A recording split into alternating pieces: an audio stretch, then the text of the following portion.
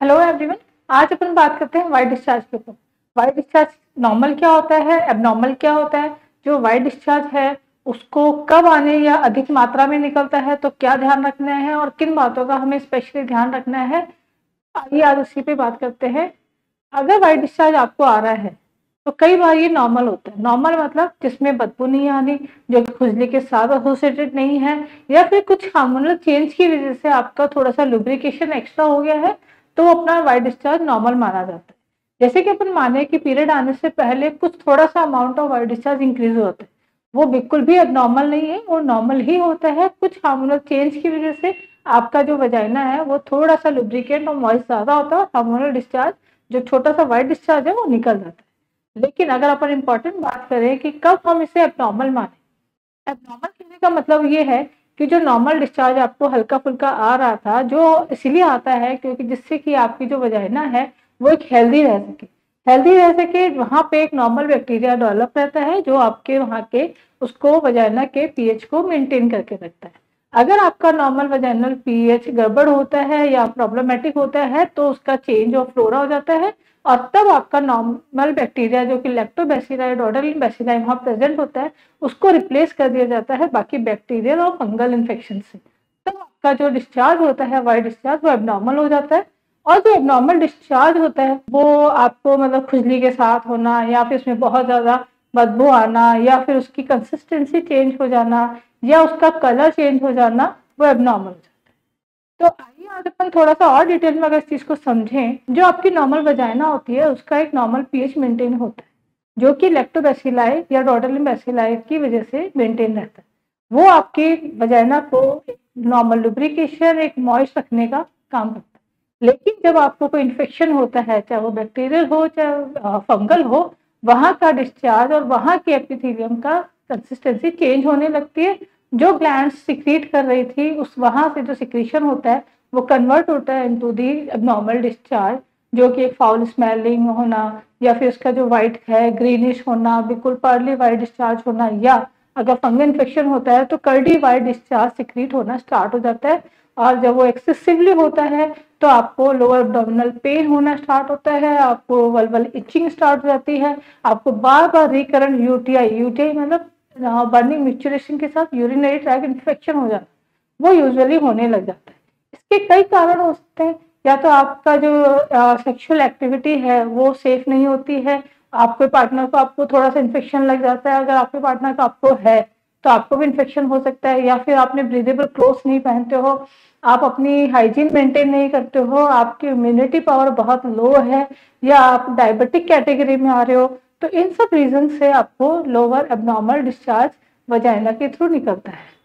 तो इसमें ध्यान क्या रखना है, इंपॉर्टेंट टिप्स है कि ध्यान क्या रखें कि आप हमेशा थोड़े से लूज ब्रीदेबल क्लॉथ्स पहने, अपनी पर्सनल हाइजीन जरूर मेंटेन रखें, अपनी इम्यूनिटी को स्ट्रांग रखें जिसकी वजह से आप अपना अच्छा ग्रीन वेजिटेबल्स लें, हाइड्रेशन मेंटेन करें, प्रॉपर तरीके से पौष्टिक आहार लें जिसमें कि आपके फ्रूट्स भी जरूर इन्वॉल्व हों, ग्रीन वेजिटेबल्स इन्वॉल्व हों, प्लस कुछ ड्राई फ्रूट्स भी आपको डेली हमेशा लेने हैं जिसकी वजह से आपकी जो इम्यूनिटी होती है वो बिल्डअप होती है और आपको नॉर्मली इन्फेक्शन नहीं होता।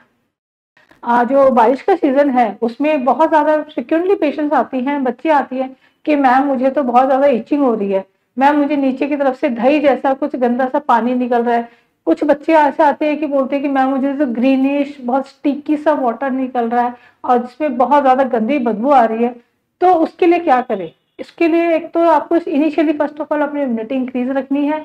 सेकेंड थिंग कि अपना हमेशा अच्छे कपड़े पहनने हैं, क्लीन वॉशेबल क्लोथ्स होने चाहिए, ब्रीदेबल क्लोथ्स होने चाहिए। आप जब अपना पीरियड आता है तो सैनिटरी पैड रेगुलरली चेंज करते रहे। ये ना सोचें कि सुबह का पैड शाम तक चला के रखना है, नहीं, उसकी वजह से भी इन्फेक्शन आपको लोकल वेजाइनल इन्फेक्शन हो सकता है। अगर अपन नेक्स्ट बात करें तो अगर आपका इन्फेक्शन बहुत ज्यादा है तो फिर आपको एंटी फंगल या एंटीबायोटिक लेनी पड़ती है, लेकिन अननेसेसरी एंटीबायोटिक्स आपको नहीं लेनी है। आपके गायनेकोलॉजिस्ट जो आपको एडवाइस करते हैं आफ्टर एग्जामिनेशन, जो परस्पेक्टिव एग्जामिनेशन, तो उसको देख करके आइडिया लगता है कि किस टाइप का इन्फेक्शन है, उसके अकॉर्डिंग आपके एंटीबायोटिक या एंटी फंगल ट्रीटमेंट दिया जाता है। उसको प्रॉपर तरीके से लेना है, किसी भी मेडिसिन को बीच में ना छोड़े, नहीं तो उसके रिबाउंड इफेक्ट जरूर आते हैं।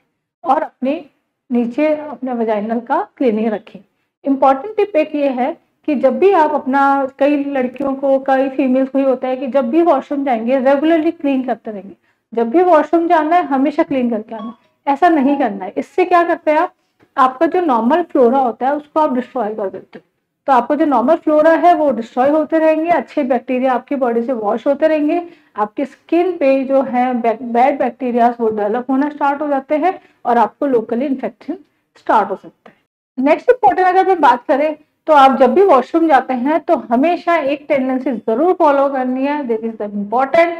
आप कभी भी पीछे से आगे ना वॉश करें, हमेशा आगे से पीछे वॉश करें, नहीं तो आपका बैक्टीरिया जो होता है वो पीछे से स्टूल या कोई भी इन्फेक्शन होता है वो आगे आने की टेंडेंसी में होता है और वो ग्रो करना स्टार्ट हो देता है। उसकी वजह से भी आपको लोकल इन्फेक्शन जल्दी हो जाता है। इसीलिए हमेशा ध्यान रखें, ब्रीदेबल क्लॉथ्स पहने, सैनिटरी पैड रेगुलरली अपना चेंज करते रहें, अच्छी डाइट लें, अच्छा हाइड्रेशन मेंटेन करते रहें और अपने अंडर गारमेंट 6 मंथली 3 मंथली हमेशा चेंज करते रहें, उन्हीं को रीयूज ना करते रहें और उनको प्रॉपर तरीके से वॉश करें। और हमेशा जब भी बाहर का वॉशरूम यूज करते हैं तो या तो आप टिश्यू पेपर यूज करें या फिर जो पीस सेफ या समथिंग कुछ और स्प्रेज आते हैं क्लीन करने के लिए, उसको स्प्रे करके ही बाहर का वॉशरूम यूज करें। अगर आपको ये वीडियो इन्फॉर्मेटिव लगा हो, अच्छा लगा हो तो प्लीज इसको मैक्सिमम शेयर करिए। Thank you so much.